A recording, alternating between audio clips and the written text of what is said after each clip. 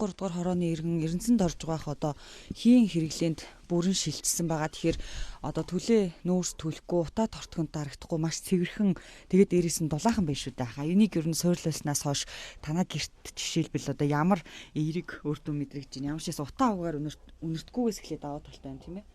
Мэдээж утаа угаар үнэртэхгүй нэг утаа тортох гарахгүй ингээ бага насны хүүхдүүд бол ингээд байнгын 1 градусын дулаахантай байдаг болохоор амар байна л да. Амар гол нь. Нөгөө эдийн засгийн хэмнэлтийн хувьд бас одоо энэ төрлийн төхөөрөмж суурилсан айл иргэдэд 200 сая төгрөгийн хөнгөлт үзүүлж байгаа гэж байна. Тэгэхээр танд ер нь сардаа нэг хэдэн төгрөгийн төлбөр гарч ийн ойл.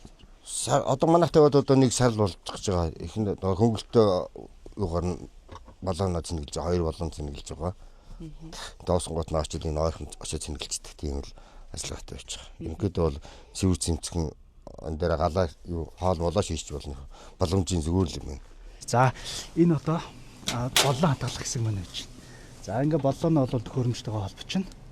За энэ боллооныхын дэ хий мэдрэгч нь байж байгаа. За ингээд боллооных нь хэсэг нь. За энэ одоо яг төхөөрөмж бол асцсан байгаа хэсэг нь.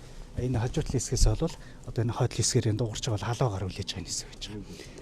За энэ дээрээ бол яг гал төл одоо халуун плетийн хэсэг нэж байна. За плетийг ингээд тасч байна. Энэ плетик нь болохоор термокапл гэж тоногдолт өөрөөр хэл дэврээд одоо дөлийг унтраасан тохиолдолд газ алддаг байх ийм системтэй. Ахаад энэ дээр болохоор мөн лоромон гэдэг нэг азийн зам мэдээлэгч байж байгаа. Хэрвээ энэ айлд одоо газ алдах юм бол хий мэдрэгчүүд нь аварын тохиоллоо өгөөд автомат хаалтуудаа хагаад төхөөрөмж унтраагаад түнш хэрэглэгчд үйлчлэлээр бол тохиол хийдэг. Өөрөөр хэл энд газ алдаж шүү гэдэг. Тэгээ энэ төхөөрөмжийн давуу тал нь юу гэхээр одоо хүүхд мөх төрөхөд ямар нэг хээрэн тэнд түлэгдэх ямар ч халуун байхгүй. Тэгээ шууд халуухаараа үйлдвэрлээд төгөд юм байж байгаа. Тог тасар суйдлахаар плетик ажиллуулаад тухайн айлууд маань хоолцоогоо хийгээд идэх юм боломжтой юм байж байгаа. За манай Улаанбаатар хотод энэ жил нийтдээ 50000 айл өрх бол газ руу шилжээд явж байна. За яг та бүхэн миний ард харж байгаа энэ газ цэнэлэх цэг бол яг өнөөдрийн байдлаар 11 яг ийм цэнэлэх цэг гандан за зурагт мөн динжин мянган айлуудаар бол ашиглалтанд ороод яваад байна.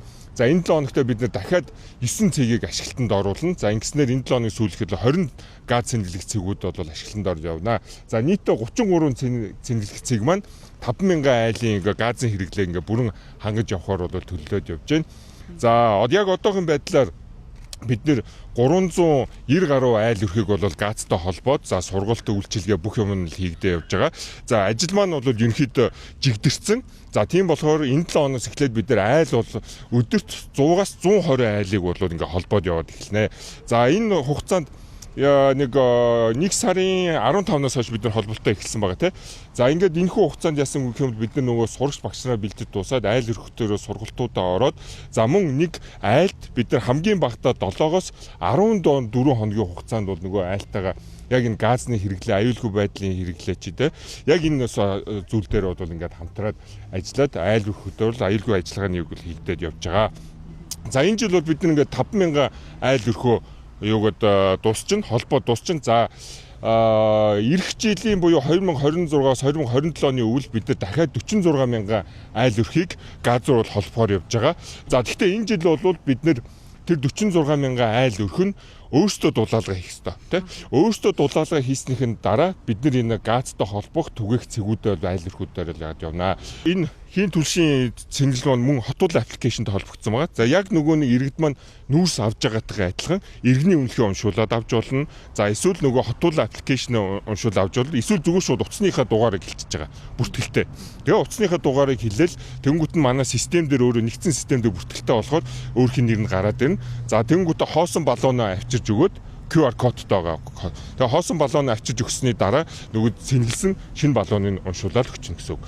Тэгээд та бүхэн мэдж байгаа бол Улаанбаатар хотын зүгээс газын хэрэглээг дэмжих зорилгоор татаас өгж байгаа тийм. Тэгэхээр 12 сар 1 сар 2 сарын хугацаанд бол 200,000 төгрөгийн сар бол ингээд татаас өгж байгаа. За зөрүү мөнгөний нь бол иргэд өөрсдөөсөө бол гаргаж байгаа.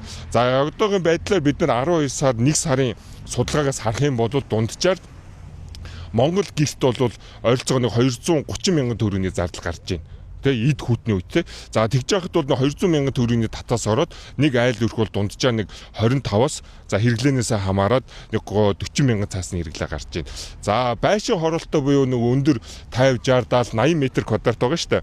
За эдгээр айлууд бол дундаж хэрэглээ нэг 380 мянган цаас гарч байна. Тэгэхээр нөгөө 200 мянган төгрөгийн татаас нагаад дундаж байшингуудын хэрэглээ нэг 150-аас 180 мянган төгрөгийн бол хэрэглээ гарч байна гэсэн үг байгаа.